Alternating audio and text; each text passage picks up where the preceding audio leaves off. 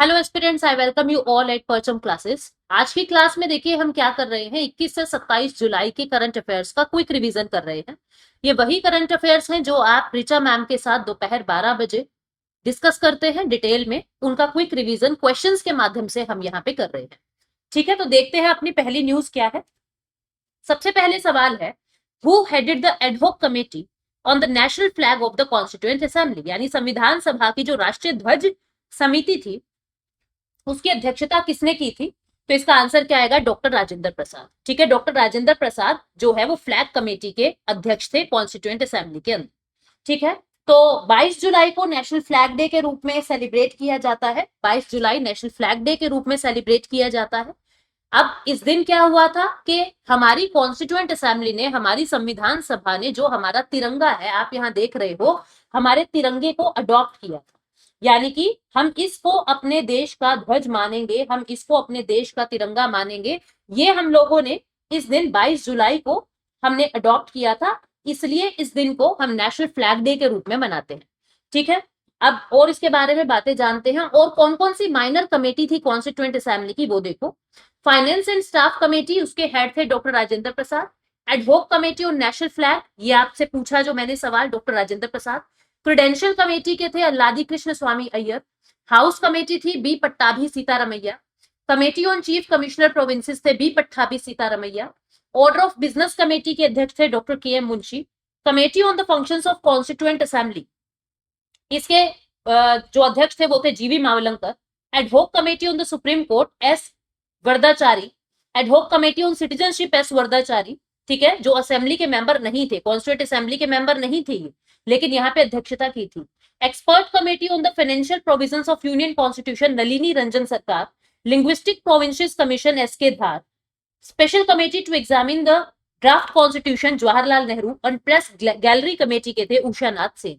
तो इस तरीके से माइनर कमेटीज थी बहुत सारी मेजर कमेटीज भी थी, जैसे ड्राफ्टिंग कमेटी थी, बहुत सारी मेजर एंड माइनर कमेटी थी।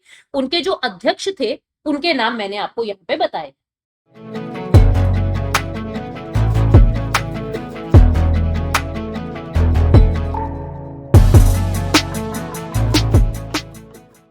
अब देखो होता क्या है, 1906 में सबसे पहले पिंगली वेंकैया जी ने जो आंध्र प्रदेश से एक फ्रीडम फाइटर थे, उन्होंने हमारे ध्वज का, उन्होंने हमारे फ्लैग का डिजाइन तैयार कर दिया था। इसके अंदर रेड येलो ग्रीन कलर था और सेंटर में ऐसे एक स्टार बना हुआ था।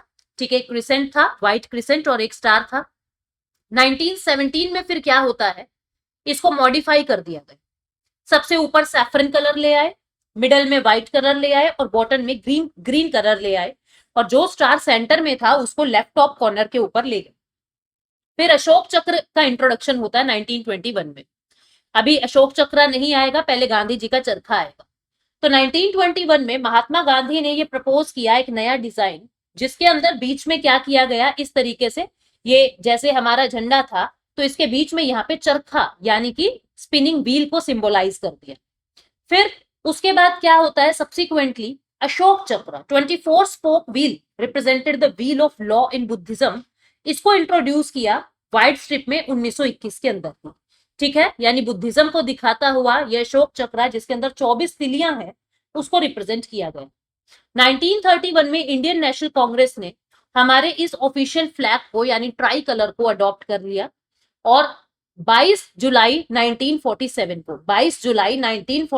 को कॉन्स्टिट्यूएंट असेंबली ने, इंडिया की कॉन्स्टिट्यूएंट असेंबली ने हमारा करंट नेशनल फ्लैग जो है वो अडॉप्ट कर लिया। ठीक है, तो इस तरीके से ये पूरा सफर तय होता है। आज के दिन हमारा तिरंगा कैसा है आप सब लोग जानते हो। सबसे ऊपर सैफरन कलर है, बीच में व्हाइट कलर है and then green at bottom है। बीच में अशोक चक्र है जिसमें 24 स्पोक व्हील है एट द सेंटर। कौन क्या दिखाता है उसको देखो। जो सैफरन कलर है वो क्या बताता है, सैफरन कलर जो है वो करेज को बताता है, सैक्रिफाइसेस को बताता है और हमारी स्ट्रेंथ को बताता है। जो व्हाइट कलर है मिडल में वो पीस को, ट्रुथ को और प्योरिटी को बताता है। ग्रीन एट द बॉटम, जो ग्रीन कलर है वो फर्टिलिटी को, ग्रोथ को और इंडियन लैंड की ऑस्पिशियसनेस को बताता है। और जो अशोक चक्र है 24 स्पोक व्हील, वो क्या बता रहा है, एक तो धर्म चक्र यानी व्हील ऑफ लॉ को बताता है, और जो 24 उसके अंदर स्पोक्स हैं वो क्या बता रहे हैं कि 24 घंटे, दिन के 24 घंटे हम लोग तरक्की कर रहे हैं, ठीक है, कॉन्टिन्यूअस प्रोग्रेस कर रहे हैं, ये बातें अशोक चक्रा बता रहा है। तो ये सब चीजें हमने इसके बारे में की। Now the next question is which of the following statement is are correct regarding the 46th session of the World Heritage Committee? India is hosting the key event of UNESCO for the first time from 21st of July to 31 July. ये वाली statement बिल्कुल सही है। हम third term नहीं कर रहे, पहली बार जो है इंडिया इसको होस्ट करेगा। ठीक है, यूनेस्को की जो मीटिंग होती है पहली बार इंडिया इसको होस्ट करेगा, तो आंसर क्या आएगा इसका? ए आएगा। हम देख लेते हैं इसके बारे में। देखो, प्रधानमंत्री नरेंद्र मोदी जी इनॉग्रेट करेंगे 46th session of world heritage committee at Bharat Mandapam. Bharat Mandap new Delhi के अंदर 7 बजे 21 जुलाई को मतलब कर चुके हैं 46th session of world heritage committee का ये इनॉग्रेट किया मोदी जी ने। और इसके अंदर क्या है कि जो ये कमेटी होती है हर साल मिलती है, इट मीट्स एनुअली, हर साल मिलती है और ये बताती है कि जो वर्ल्ड हेरिटेज साइट्स है जो किस तरीके से, मतलब किन साइट्स को हमें इंक्लूड करना है, किनको एक्सक्लूड करना है, कौन कौन से क्राइटेरिया होंगे किसी साइट को वर्ल्ड हेरिटेज साइट बनाने में, ये सारी बातें यहाँ पे होती है। इंडिया पहली बार इस कमेटी को, यूनेस्को की कमेटी को पहली बार 21 जुलाई से लेकर 31 जुलाई तक होस्ट कर रहा है। ठीक है, 21 मेंबर्स वर्ल्ड हेरिटेज कमेटी ये होने वाली है और 23rd जनरल असेंबली 2021 में 4 साल के लिए India was elected to the 21 member. मतलब ये क्या कह रहा है कि वर्ल्ड हेरिटेज कमेटी के जो मेंबर्स हैं 21 मेंबर, उनमें से इंडिया भी एक चुना गया। जो जनरल असेंबली की 23वीं मीटिंग हुई थी, 23rd मीटिंग जनरल असेंबली की 2021 में, तब कहा गया कि वर्ल्ड हेरिटेज कमेटी में one of the member India भी होगा 21 से 25 के कार्यकाल के लिए। ठीक है, ये इंडिया का चौथा टर्म होगा। This is India's 4th term on the world heritage committee. ठीक है, वर्ल्ड हेरिटेज कमेटी पे ये इंडिया का चौथा टर्म होगा। तीसरा लिखा हुआ था, अभी ये चौथा टर्म होगा। ठीक है, मतलब ऑप्शंस में थर्ड टर्म लिखा हुआ था ना, वो इसलिए मैंने गलत कहा कि वो गलत है, यहाँ थर्ड टर्म लिखा हुआ है इसलिए स्टेटमेंट गलत। अब इसके बाद और क्या बताता है, इंडिया जो है वर्ल्ड हेरिटेज सेंटर पे $1 मिलियन को कंट्रीब्यूट कर रहा है, जिसको कैपेसिटी बिल्डिंग, टेक्निकल असिस्टेंस और वर्ल्ड हेरिटेज साइट्स के कंजर्वेशन के लिए यूज किया जाएगा। ठीक है, इंडिया के अंदर जो इंडिया की 42 प्रॉपर्टीज वर्ल्ड हेरिटेज लिस्ट के अंदर है, जिसमें 34 कल्चरल हैं, 7 नेचुरल हैं और एक मिक्स्ड हेरिटेज साइट। ठीक है, नॉर्थ ईस्ट से एक ही चीज, असम की है ये हिस्टोरिक मैदाम जिसको कह रहे हैं। ठीक है, ये वर्ल्ड हेरिटेज लिस्ट में अब आएगी और ये इंडिया की 43rd वर्ल्ड हेरिटेज साइट होगी। पहले 42 है, ये इंडिया की 43वीं साइट होगी जो यूनेस्को वर्ल्ड हेरिटेज में जाएगी। और अगर नॉर्थ ईस्ट की बात करें तो नॉर्थ ईस्ट से ये पहली हेरिटेज साइट होगी जो वर्ल्ड हेरिटेज साइट में जाएगी। इसके डायरेक्टर जनरल कौन है? इसके यूनेस्को के डायरेक्टर जनरल है ऑड्रे अज़ाउले।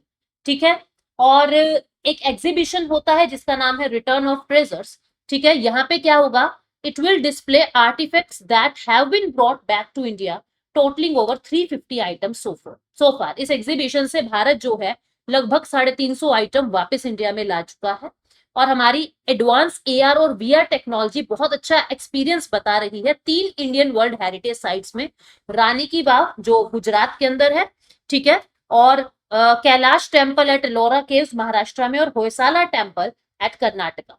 तो ये 3 वर्ल्ड हेरिटेज साइट्स है जहां पे आप एडवांस AR और VR टेक्नोलॉजी आपको देखने को मिलेगी और बहुत अच्छा एक्सपीरियंस यहाँ पे दिखाई देगा।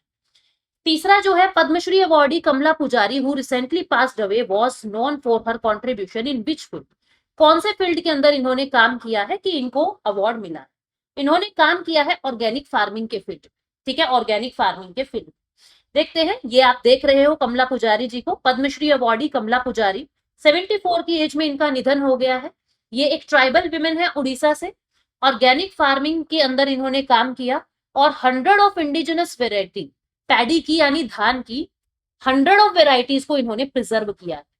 ये पद्मश्री अवार्डी है, इनको 2019 में प्रेस्टिजियस पद्मश्री मिल चुका है। और जो MS स्वामीनाथन रिसर्च फाउंडेशन है कोरापुट में 1994 में इनका एक रिसर्च प्रोग्राम चल रहा था, उसके अंदर भी कमला पुजारी जी ने हिस्सा लिया था।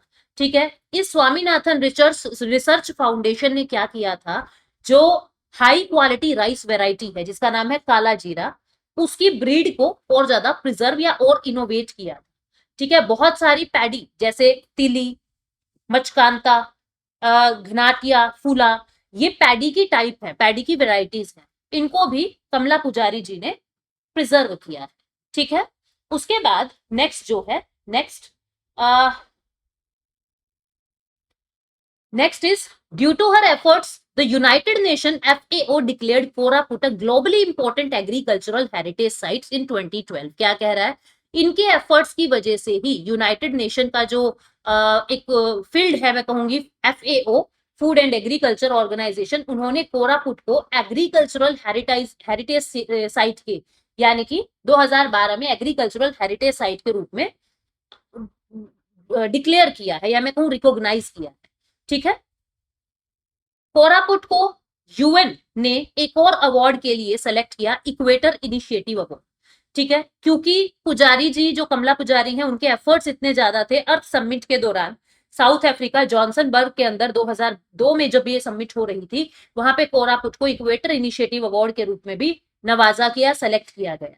ओडिशा गवर्नमेंट ने बेस्ट विमेन फार्मर अवार्ड दिया है 2004 में इनको।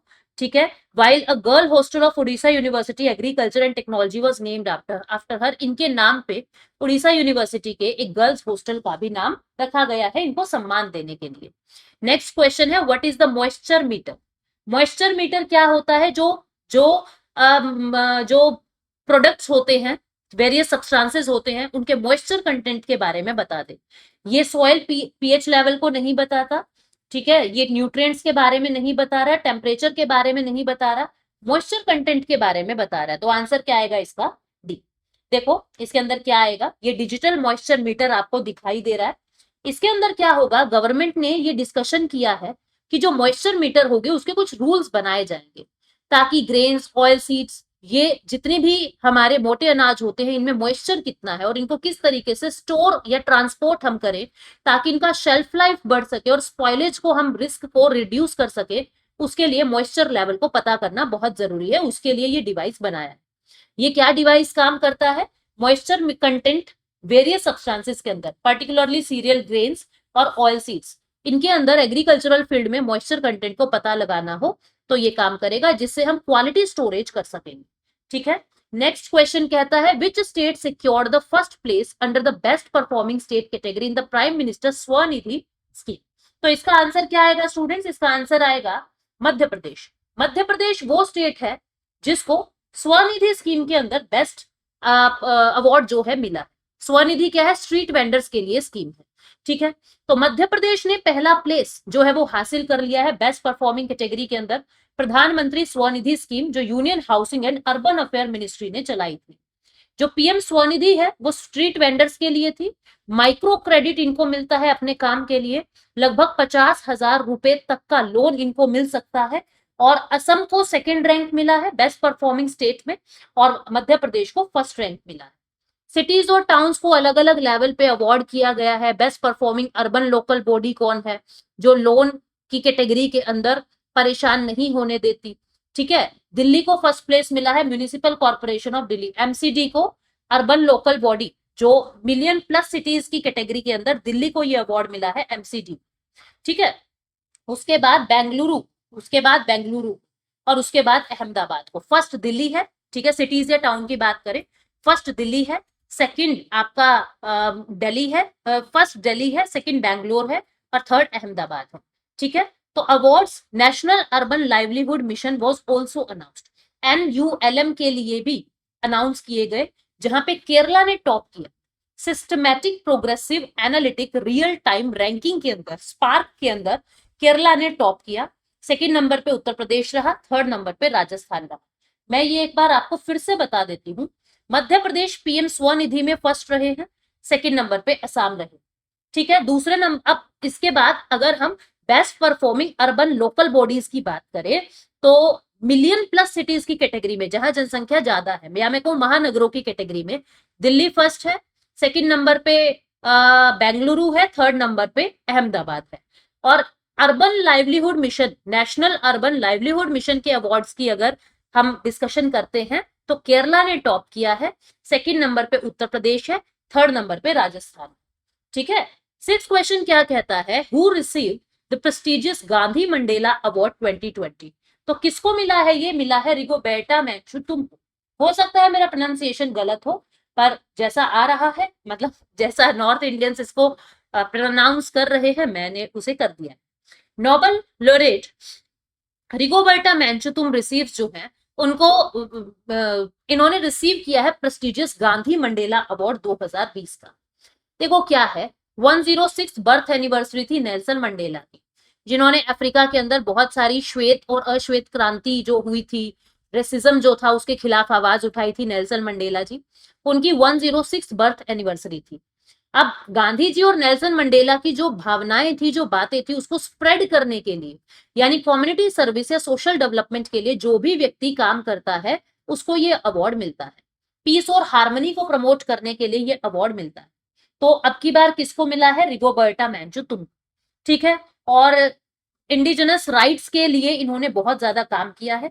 इनको 1992 में नोबेल पीस प्राइज भी मिल चुका है, और एस्टूरियस अवार्ड 1998 का भी इनको मिल चुका है। सेवेंथ कहता है, seventh question, Ivory Coast recently became the 53rd party to which of the following international agreement. Ivory Coast अभी 53rd पार्टी किस एग्रीमेंट का बना है, यूएन वाटर कन्वेंशन का। ठीक है, देखते हैं ये न्यूज क्या है। आइवरी कोस्ट ने as a 53rd party join किया है 1992 के यूएन कन्वेंशन को, वाटर कन्वेंशन को। इसके अंदर क्या होता है, इस कन्वेंशन में क्या होता है, जो ट्रांस बाउंड्री वाटर कोर्स होता है ना, या इंटरनेशनल लेक्स है, उनको किस तरीके से वाइजली यूज किया जा सके। एक तो डिस्प्यूट्स ना हो इस चीज को लेते हुए, और पानी का भी नुकसान ना हो, इन दो चीजों का ध्यान रखते हुए जो है ये काम होता है। हेलेंस्की हेलेंस्की में 1992 में ये कन्वेंशन अडॉप्ट किया गया था, और 1996 में ये कन्वेंशन एनफोर्स हुआ था। इसका 10th सेशन जो है वो अक्टूबर 2024 स्लोवेनिया के अंदर ही हुआ। ये एक लीगली बाइंडिंग इंस्ट्रूमेंट है, लीगली बाइंडिंग इंस्ट्रूमेंट है।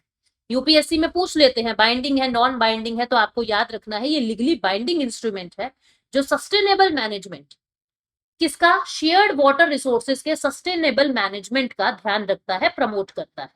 ठीक है, ताकि कॉन्फ्लिक्ट्स ना हो ट्रांस बाउंड्री में, जैसे भारत पाकिस्तान के बीच में इंडस रिवर का विवाद चलता रहता है, इस तरीके के विवाद ना हो, और क्षेत्रों के अंदर पीस और रीजनल डिस्पैरिटी, मतलब पीस बनी रहे और हार्मनी बनी रहे, इस चीज का ये ध्यान रखता है। ठीक है, इक्विटेबल वे में और रीजनेबल वे में पानी का यूज हो। मार्च 2016 से ही यूएन मेंबर स्टेट जो है इसको एक्सीड कर सकते हैं। अभी नेक्स्ट क्वेश्चन है, Who were the first Asian men inducted into the International Tennis Hall of Fame? पहले एशियन मैन कौन है जिनको international tennis hall of fame में जगह मिली है? ये है लिएंडर पेस एंड विजय अमृतराज। ठीक है, देखते हैं इसके बारे में क्या है ये। आप देख पा रहे हो दोनों प्लेयर्स को, देखो इंडिया के लिएंडर पेस और अमृतराज ने एक हिस्ट्री बना दी है टेनिस हॉल ऑफ फेम में अपनी जगह बना के।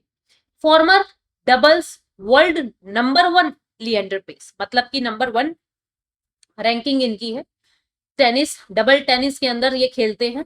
ठीक है, और विजय अमृतराज ये पहले एशियन मैन बन गए हैं international tennis hall of fame में आने वाले। लिएंडर पेस और विजय अमृतराज जो है 28th nation represented in the hall of fame in Newport Rhode Island. यहाँ पे 28th नेशन जो ये पूरी मीटिंग हो रही थी आइलैंड के अंदर, रोड आइलैंड के अंदर, वहां पे इन्होंने अपनी जगह बना ली है। अमृतराज के बारे में अगर बात करते हैं तो 1970 से खेलना शुरू किया, 1993 में ये रिटायर हुए हैं। 15 एटीपी सिंगल टाइटल्स को ये जीते हैं, 399 मैचेस आज तक इन्होंने खेले हैं, 18th इन द वर्ल्ड इनका रैंक जो है वो रहा है, पूरे विश्व में 18वां रैंक। और इंडिया के डेविस कप फाइनल्स 1974 और 1987 के डेविस कप में भी इन्हीं की वजह से जीत मिली। लिएंडर पेस जो है वो 18 टाइम ग्रैंड स्लैम चैंपियनशिप जब जीत चुके हैं डबल्स में और मिक्स डबल्स में। ठीक है, Paes won the bronze medal in 1996 Olympic game जो अटलांटा में हुए थे, जो भारत के लिए पहला ब्रॉन्ज मेडल बना था ओलंपिक गेम्स के अंदर। और समर गेम्स में ओनली मेडलिस्ट लिएंडर पेस ही है। ठीक है, ओनली मेडलिस्ट समर गेम्स के अंदर, आज तक और किसी को यह अवार्ड नहीं मिला, इन्हीं को ही मिला है। Who won his first ever Formula 2 win at the Hungarian Grand Prix? तो किसको ये जीत हासिल हुई है? ये नाम है इनका कुशमैन। ठीक है, आंसर इज सी। देखिए इसके बारे में पता करते हैं। कुशमैनी जो है वो अपनी पहली फॉर्मूला 2 रेस को जीत गए हैं हंगरियन ग्रैंड प्री में। ठीक है, तो बस ये इतनी सी ही न्यूज थी, इसमें और ज्यादा कुछ है नहीं। किसको हराया है ये जो है, ये आप देख पा रहे हो यहाँ पे, कुशमैनी को, जिन्होंने F2 रेस के अंदर जीत हासिल की है। और ऑस्ट्रेलियन फॉर्मूला 1 के अंदर ऑस्कन पियास्ट्री ने फर्स्ट रैंक हासिल किया है इस रेस के अंदर। 10th क्वेश्चन है, who is the first women officer from the corps of army air defence to be operationally deployed at Siachen glacier. Siachen glacier पे ऑफिशियली डिप्लॉय होने वाली पहली महिला आर्मी एयर डिफेंस की कॉर्प्स की कौन है, क्या नाम है उनका? उनका नाम है कैप्टन सुप्रीथा सीटी। ठीक है, कैप्टन सुप्रीथा सीटी, देख लेते हैं एक बार क्या है। कैप्टन सुप्रीथा जो मैसूर से है, has become the first women officer from the corps of army air defense। पहली महिला बन चुकी है आर्मी एयर डिफेंस की कॉर्प्स की, जिनको सियाचिन ग्लेशियर के अंदर ऑपरेशनली डिप्लॉय किया है। ठीक है, और इन्होंने इंडियन आर्मी जो है लेफ्टिनेंट के तौर पे 2021 में ज्वाइन किया। 11th क्वेश्चन क्या कहता है, under which initiative of NITI Aayog is the joint letter of intent with WIPO, World Intellectual Property Rights, being executed to develop programs for innovation, entrepreneurship and intellectual property। तो ये कौन सा मिशन था नीति आयोग का? अटल इनोवेशन मिशन। इसके अंदर करते क्या है स्टूडेंट्स, जैसे कि भाई मान लीजिए हमारे स्कूल्स के अंदर लैब्स इतनी अच्छी नहीं होती थी, लेकिन आज के दिन इनोवेशंस का जमाना है, तो बच्चों के स्कूल्स में लैब बना दी गई है, जिसको अटल टिंकरिंग लैब कहा जा रहा है, कि आप लोग इनोवेट करो, कुछ भी करो, इनोवेट करो। ठीक है, तो नीति आयोग ने और वर्ल्ड इंटेलेक्चुअल प्रॉपर्टी ऑर्गेनाइजेशंस ने आपस के अंदर एक मेमोरेंडम ऑफ अंडरस्टैंडिंग साइन किया है, या मैं कह दूं कि जॉइंट लेटर साइन किया है, कि दोनों आपस में मिलकर काम करेंगे, जिससे इनोवेशंस की फील्ड में, एंटरप्रेन्योरशिप की फील्ड में और इंटेलेक्चुअल प्रॉपर्टी की फील्ड में प्रोग्राम्स बिल्ड करेंगे। ठीक है, क्योंकि इंटेलेक्चुअल प्रॉपर्टी का सारा काम विपो ही देखता है, कि कोई पेटेंट लेना है, कोई ट्रेडमार्क लेना है, कोई फॉर्मूला है, कोई सीक्रेट है, इन सब के ऊपर जो रिकॉग्निशन है या डेजिग्नेशन है वो विपो ही देता है। तो नीति आयोग के अटल इनोवेशन मिशन ने अब इनके साथ कोलैबोरेशन किया है। इसमें क्या होगा, it will enhance understanding and awareness. किसके बारे में? अबाउट आईपीआर राइट्स, यानी इंटेलेक्चुअल प्रॉपर्टी राइट्स के बारे में अवेयरनेस प्रमोट होगी स्कूल लेवल पर। स्कूल लेवल पे ही बच्चों को इनोवेशन पोटेंशियल का पता लगेगा, पेटेंट्स क्या होते हैं इनका पता लगेगा, कैसे मिलते हैं, इन सब बातों का पता लगेगा। विपो जो है वो एक नोडल इंस्टीट्यूशन है जो ग्लोबल इनोवेशन इंडेक्स हर साल रिलीज करता है, और 2023 की रिपोर्ट में इंडिया का रैंक 40th रहा है 132 इकोनॉमी के अंदर। ठीक है, तो ये बात याद रखेंगे भारत के लिए। 12th क्वेश्चन कहता है, when was the Indian broadcasting company established. Indian broadcasting company कब एस्टैब्लिश हुई है? इसका आंसर आएगा 23 जुलाई 1927। क्या है ये, देखते हैं। देखो, जो सबसे पहला रेडियो ब्रॉडकास्ट आया था इंडिया के अंदर, इंडियन ब्रॉडकास्टिंग कंपनी, वो बॉम्बे स्टेशन से एयर हुआ था। ठीक है, और 23 जुलाई को हुआ था, तो इसलिए 23 जुलाई को नेशनल ब्रॉडकास्टिंग डे के रूप में मनाया जाता है। जून 1923 को ये जर्नी बिगिन होती है, और सबसे पहले बॉम्बे के अंदर पहला ट्रांसमिशन किया गया था, और 23 जुलाई 1927 को, 23 जुलाई 1927 को इंडियन ब्रॉडकास्टिंग कंपनी स्टैब्लिश की गई थी, जिसने और रेडियो ब्रॉडकास्टिंग का बर्थ किया था। मतलब कि मैं कहूं कि जो आप आकाशवाणी वगैरह सुनते हो, पहले इसको ऑल इंडिया रेडियो AIR के नाम से जाना जाता था, और इसकी शुरुआत 23 जुलाई 1927 से बॉम्बे से हुई थी। ऑल इंडिया रेडियो 1936 में इमर्ज हुआ। ठीक है, और पोस्ट इंडिपेंडेंस AIR एक्सपैंड होता है, इसका नाम आकाशवाणी कर दिया हमने 1956 में।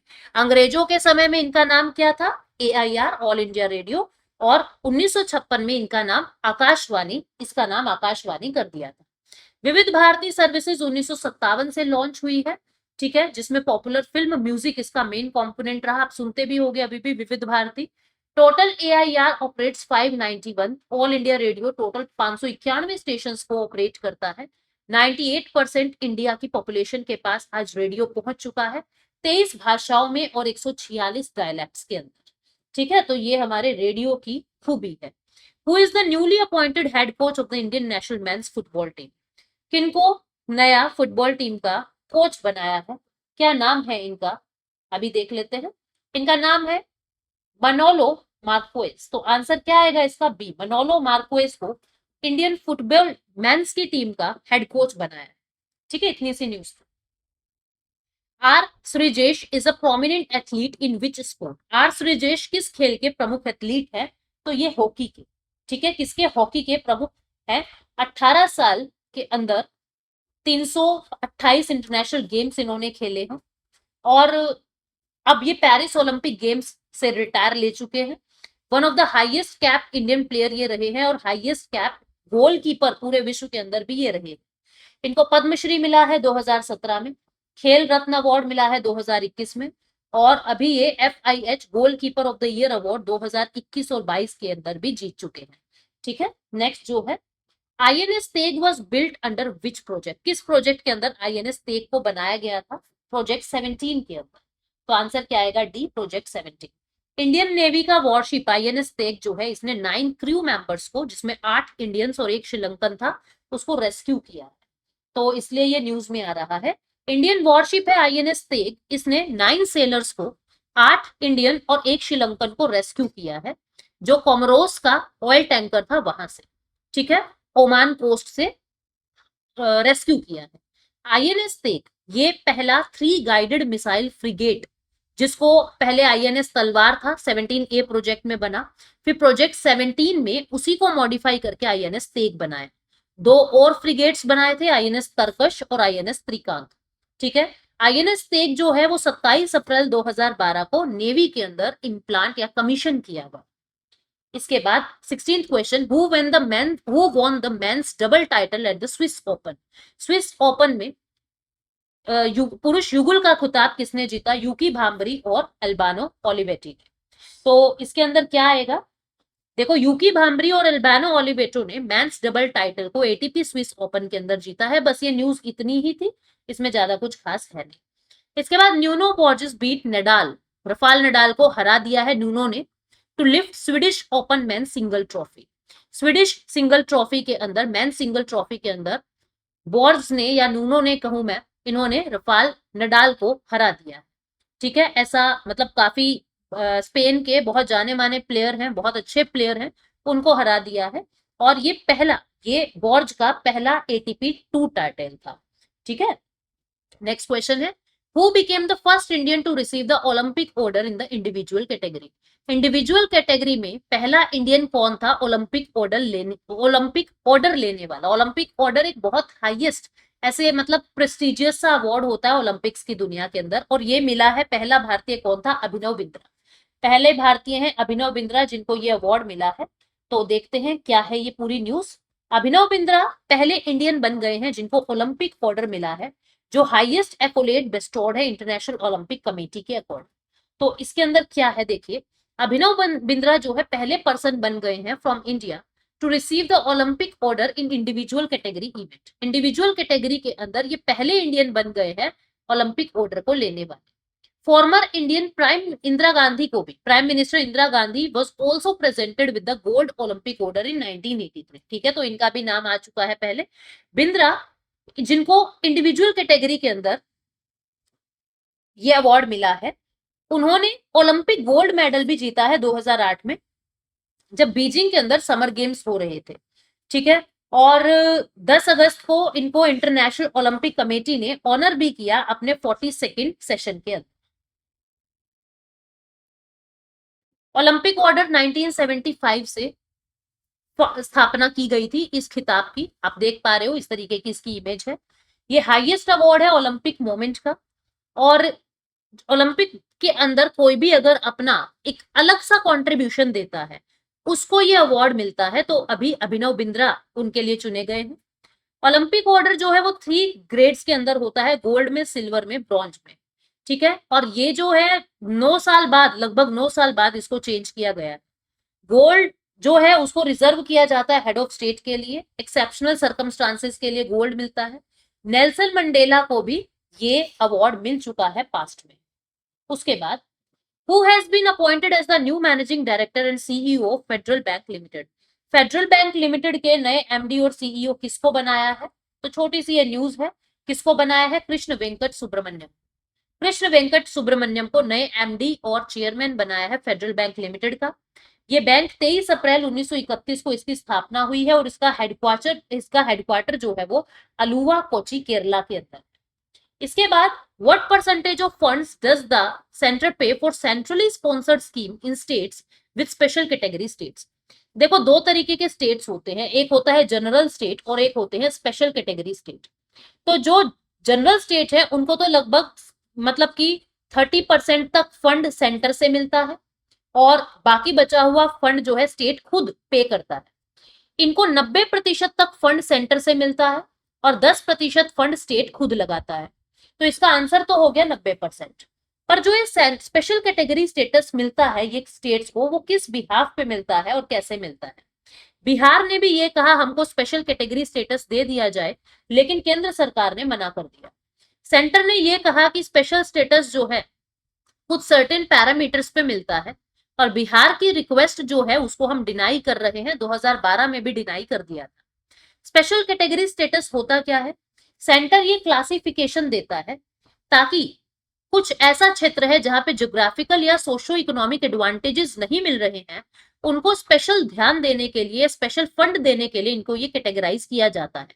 फिफ्थ फाइनेंस कमीशन ने 1969 में सबसे पहले इस क्लासिफिकेशन को रिकमेंड किया था। जम्मू कश्मीर, असम, नागालैंड को 1969 में सबसे पहले ये स्पेशल कैटेगरी स्टेटस अवार्ड मिला था। एक होता है special status award, special state award, ये अलग है, और स्पेशल कैटेगरी स्टेटस ये अलग है। इसके अंदर तो सिर्फ इकोनॉमिक और सोशल बातें कर रहे हैं। यहाँ तो पॉलिटिकल भी सब कुछ बदल जाता है। जैसे आर्टिकल 370 जम्मू कश्मीर का खत्म किया है, उसको स्पेशल स्टेट से हटा दिया है, ठीक है, वो चीज अलग है, ये चीज अलग है। तो सबसे पहले स्पेशल कैटेगरी का स्टेटस भी जो है जम्मू कश्मीर को, असम को और नागालैंड को मिला था 1969 में। ये इसमें कॉन्स्टिट्यूशन के अंदर ऐसी किसी भी बात का कोई जिक्र नहीं। गढ़गिल फॉर्मूला की बात करते हैं। ये जो स्टेटस होता है ना, नेशनल डेवलपमेंट काउंसिल की मीटिंग हो रही थी 1969 में। सबसे पहले इस स्टेटस के बारे में वहां पे डिस्कस किया गया था। डॉक्टर गढ़गिल कमेटी ने इस फॉर्मूले को प्रपोज किया था ताकि सेंट्रल असिस्टेंस स्टेट को मिल सके। Before this there was no dedicated formula for fund allocation. इससे पहले कोई फंड एलोकेशन के लिए कोई अलग से फॉर्मूला नहीं था और ग्रांट्स जो है वो इंडिविजुअल स्कीम के हिसाब से ही दिए जा रहे थे, ठीक है। और it is based on parameter like hilly terrain. ये हिली टेरेन के हिसाब से दिया जाता था कि कहीं पे अगर पैसा कमाना मुश्किल है, कहीं पे आजीविका चलाना मुश्किल है, कहीं पे पहाड़ी इलाका है, हिली टेरेन है, पॉपुलेशन डेंसिटी काफी लो है, जहां पे ट्राइबल एरिया का साइज बहुत ज्यादा बड़ा है, उन एरियाज को ही स्पेशल कैटेगरी स्टेट को दिया जाएगा, ठीक है। तो सबसे पहले वहां पे गढ़गिल फार्मूला के अकॉर्डिंग ये सारी चीजें की गई थी कि जहां पे स्टेट फाइनेंस जो है वो बहुत कम रहता है, जहां पे बॉर्डर्स एरिया लग रहे हैं, नेबरिंग कंट्री जो है उसकी वजह से कुछ परेशानी आ रही है, तो सेंट्रल गवर्नमेंट कुछ एक्स्ट्रा ग्रांट इन स्टेट्स को देगा, जिसको स्पेशल कैटेगरी स्टेट कहा जाएगा। नेशनल डेवलपमेंट काउंसिल ने इस असिस्टेंस की बात सबसे पहले कही थी कि 30% फंड इनके लिए रिजर्व किया जाए। पैरामीटर्स क्या क्या होते हैं गढ़गिल फॉर्मूला के अकॉर्डिंग? हिली टेरेन होना चाहिए, पॉपुलेशन डेंसिटी लो होना चाहिए, sizeable share of tribal population, वहां ट्राइब्स भी होनी चाहिए, स्ट्रेटेजिक लोकेशन होनी चाहिए, यानी आप नेबरिंग कंट्री के साथ कोई सीमा लगाते हो, इकोनॉमिक और इंफ्रास्ट्रक्चर आपका बैकवर्ड होना चाहिए, जो स्टेट फाइनेंस है वो काफी कम होना चाहिए, तब आपको स्पेशल स्टेट मिलेगा, दर्जा मिलेगा और सेंटर आपकी मदद करेगा। लेकिन अब हुआ क्या? प्लानिंग कमीशन डिसोल्यूट हो गया, नीति आयोग आ गया 2014 में। 14th फाइनेंस कमीशन ने स्पेशल कैटेगरी स्टेटस हटा ही दिया, सिर्फ कुछ ही स्टेट्स को रखा, नॉर्थ ईस्टर्न स्टेट्स और 3 हिली स्टेट जो है, सिर्फ इनको ही स्पेशल स्टेट कहा है, बाकी को स्पेशल स्टेट नहीं कहा। जो स्पेशल कैटेगरी स्टेट है वो स्पेशल स्टेटस से अलग है। मैंने आपको अभी अभी बताया ना, स्पेशल स्टेटस वो स्टेट है जिनको पॉलिटिकल राइट्स भी मिलेंगे, ठीक है, और लेजिस्लेटिव राइट्स भी मिलेंगे। लेकिन स्पेशल कैटेगरी स्टेट वो है जिसको सिर्फ और सिर्फ इकोनॉमिक फायदा मिल रहा है या फाइनेंशियल एस्पेक्ट्स के हिसाब से हम उनको देख रहे हैं। जम्मू कश्मीर का जो स्पेशल स्टेटस था आर्टिकल 370 से पहले, अब वो स्पेशल स्टेटस जो है वो रिपील कर दिया गया है। स्पेशल कैटेगरी स्टेट अलग है, स्पेशल स्टेटस अलग है, ठीक है। Next question. अच्छा, बेनिफिट्स क्या क्या मिलेंगे? बेनिफिट्स ये मिलेगा कि सेंटर 90% फंडिंग उनको देगा। कोई स्कीम आ रही है तो 90% फंडिंग उनको देगा। कुछ मतलब मान लीजिए 1000 करोड़ रुपए किसी स्टेट को मिले जिसको स्पेशल कैटेगरी स्टेट कहा जा रहा है, और उसमें से 800 करोड़ ही उसने खर्च किए, 200 करोड़ अभी भी है, तो ये 200 करोड़ लैप्स नहीं होंगे, ये नॉन लैप्सेबल रहेंगे।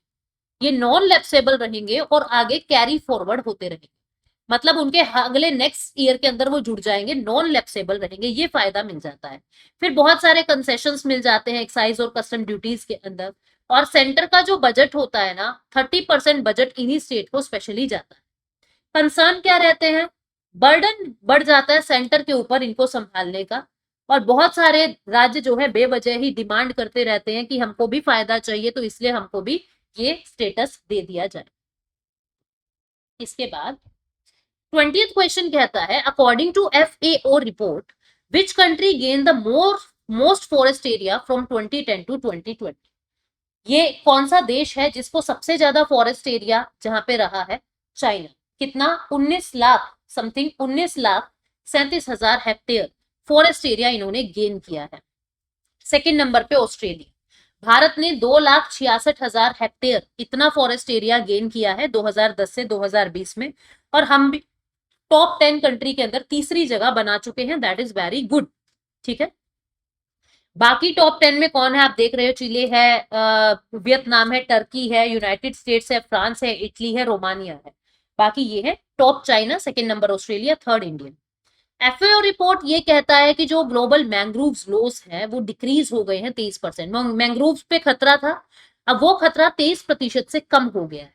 ठीक है, और ये भी कहा है कि क्लाइमेट चेंज इंक्रीज हो रहा है, वाइल्ड फायर और पेस्ट का खतरा बढ़ता जा रहा है, उसकी तरफ ध्यान देना होगा। वाइल्ड फायर जो है वो कार्बन डाइऑक्साइड एमिट कर रहा है बहुत ज्यादा, और लगभग डबल, उनकी वजह से दुगना कार्बन डाइऑक्साइड जो है सोसाइटी में निकल रहा है।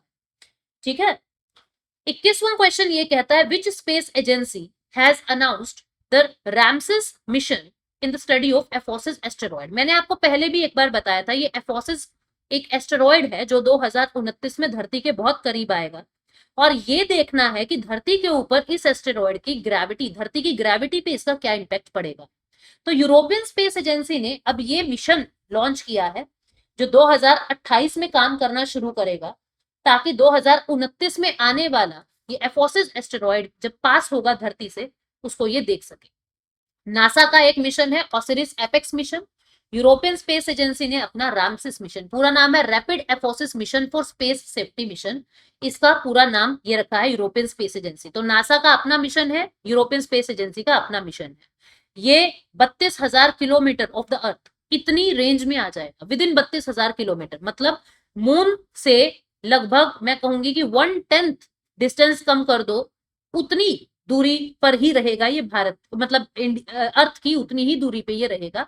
और इसका क्या इफेक्ट होगा, इसका क्या इफेक्ट होगा धरती की ग्रेविटी पे, ये हम पता करेंगे। इसरो भी कह रहा है कि हम भी एक मिशन को, फ्यू डेज एगो इसरो भी ये बात कर रहा था कि हम भी इस मिशन को किसी मिशन को भेजेंगे एफोसिस के लिए।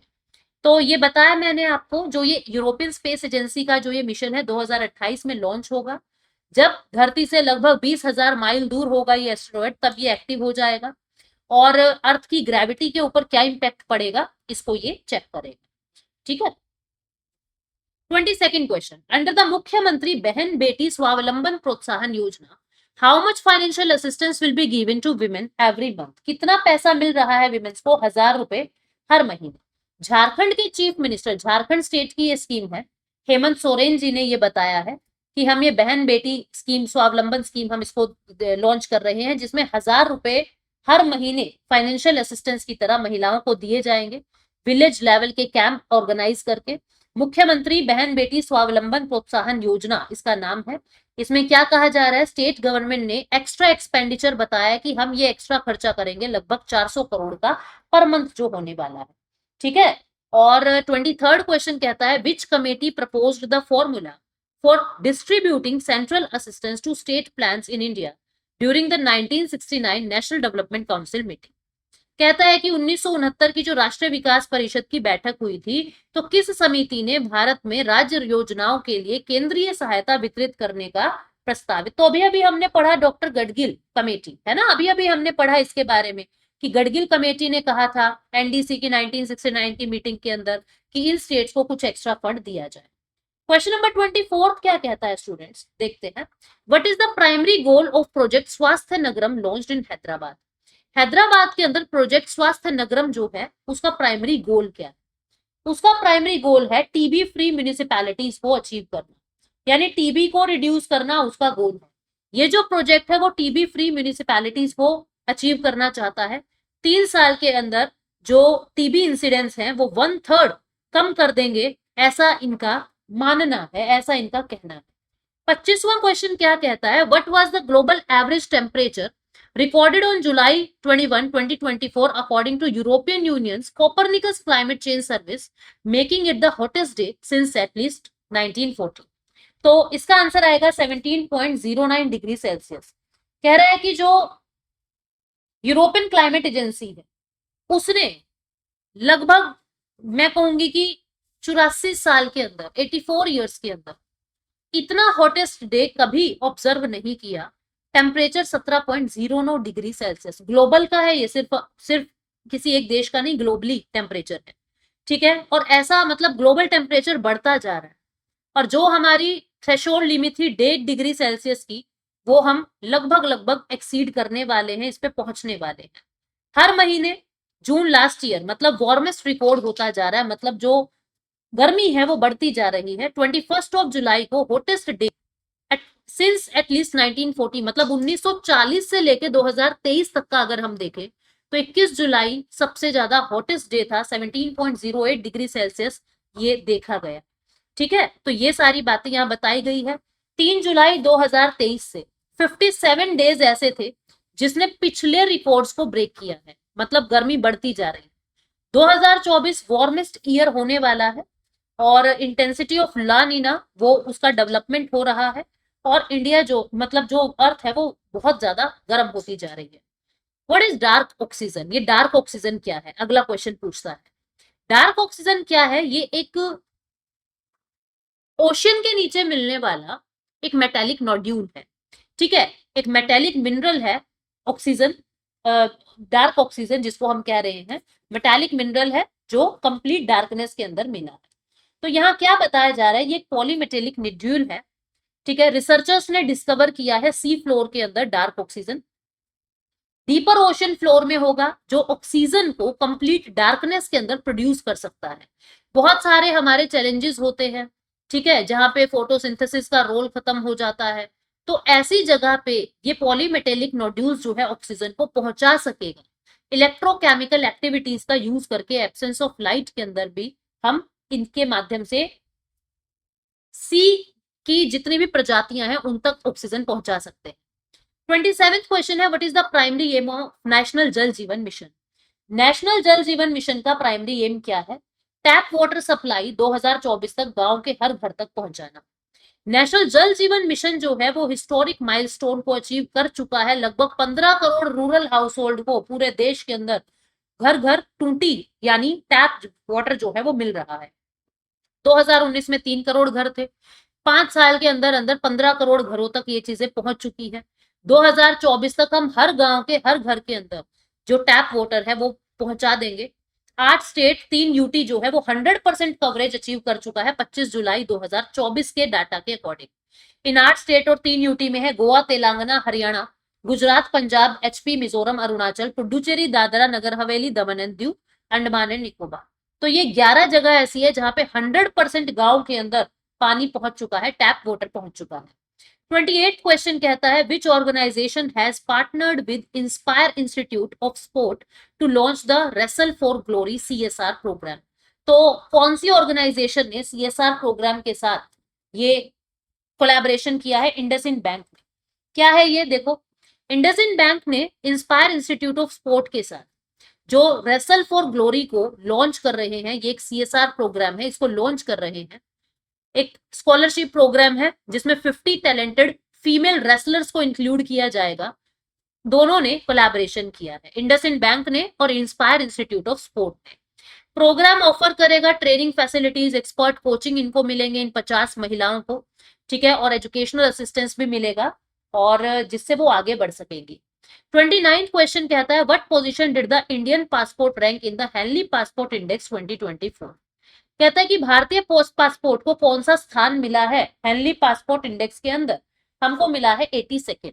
लगभग कितने, 58 नेशंस, लगभग जो है लगभग 58 डेस्टिनेशन पे भारतीय इंसान जो है वो वीजा फ्री ट्रेवल कर सकता है।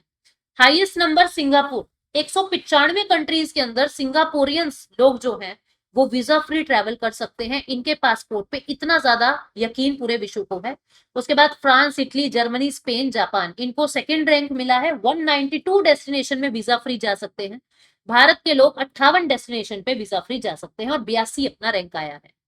30th क्वेश्चन क्या कहता है, who became the first female racer to win a race in the Rotax challenge international trophy.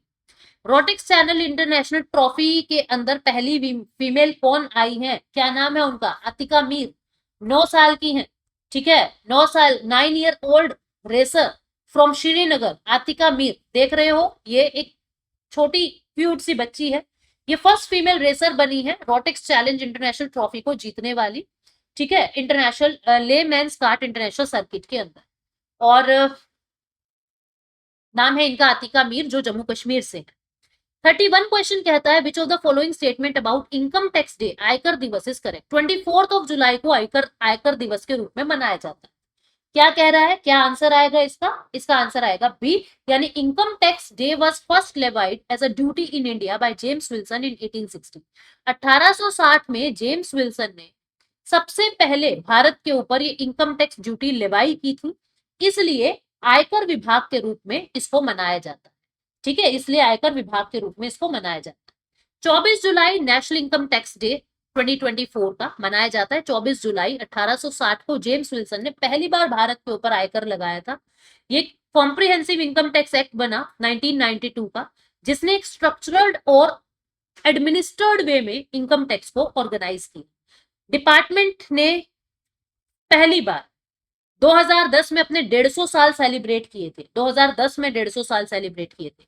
Central board of revenue 1924 में बना था।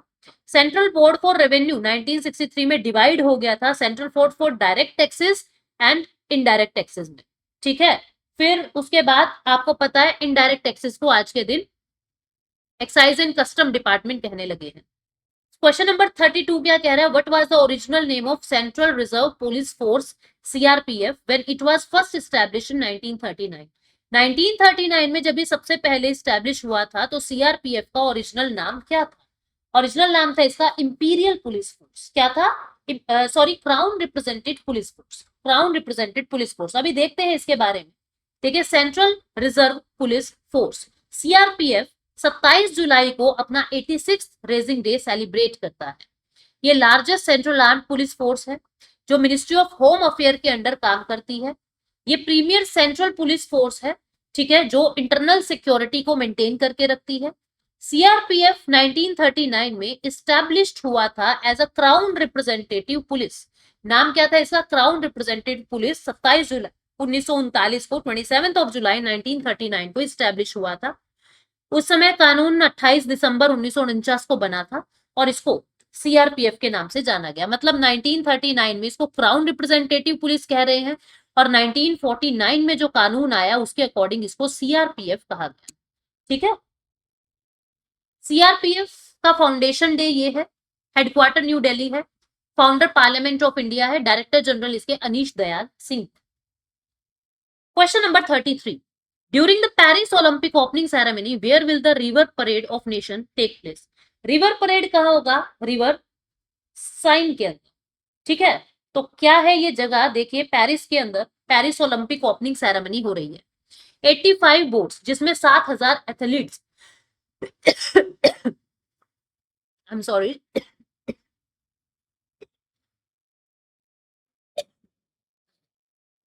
85 बोट्स जिसके अंदर 7000 एथलीट्स जो हैं लगभग 6 किलोमीटर के लिए परेड में फ्लोट करेंगे, यानी कि heart of Paris river Seine जिसको कहते हैं, वहां पे जो परेड होगी बोट्स के माध्यम से, 85 बोट्स में 7000 एथलीट्स जो हैं वो परेड करेंगे।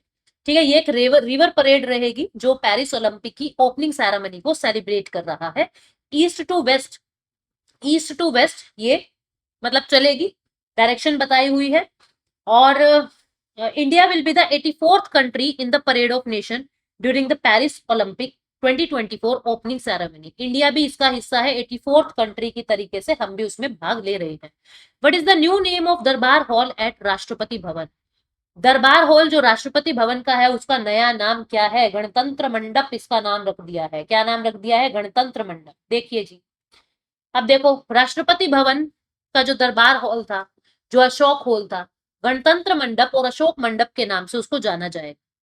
दरबार हॉल जो था, जहां पे सेरेमनीज होती थी, नेशनल अवार्ड्स दिए जाते थे, उसको गणतंत्र मंडप कह रहे हैं। और अशोक हॉल जो है, जहां पे स्पेशल इवेंट्स होते थे, अब उसको अशोक मंडप के नाम से जाना जाए।